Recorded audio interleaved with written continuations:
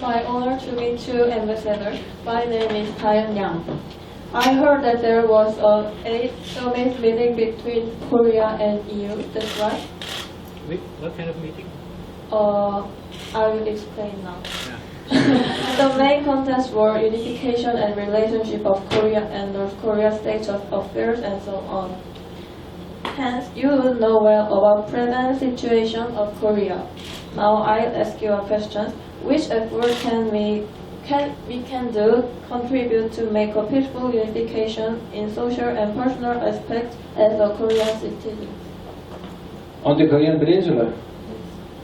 Well, I don't know if you have listened to the news this morning. We had another missile test in the north, which is always qualified, at least by the North Koreans, as an expression of dissatisfaction that Korea is engaging in drills with American troops.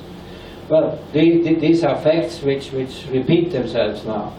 What is lacking on the Korean Peninsula, of course, is trust. North Korea is not trusting South Korea, and South Korea is not trusting North Korea.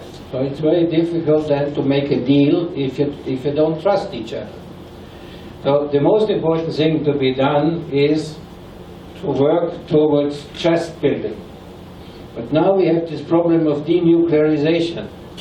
So the international community, the United Nations, would like that North Korea is stopping to produce nuclear weapons and to have interballistic missiles. Interballistic missiles means you have a missile which can transport a weapon, a nuclear weapon from Korea, let's say, to the United States, or you can also look in the other direction to Europe. So that's the goal. How to get there? Well, in the past you had many negotiations here, but they have never succeeded.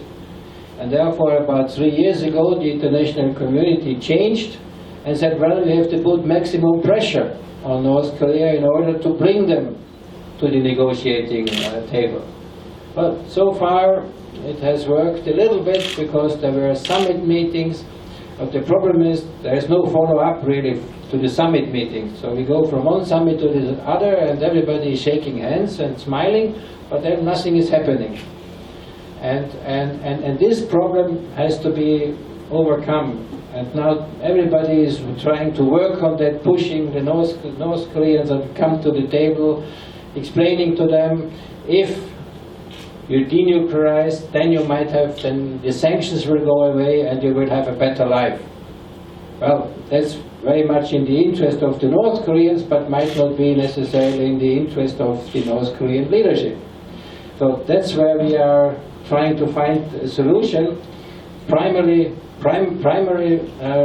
objects are North Korea and the United States, supported by South Korea and by the international community, that they make a deal, and then you will need a peace treaty, because there is no peace treaty yet.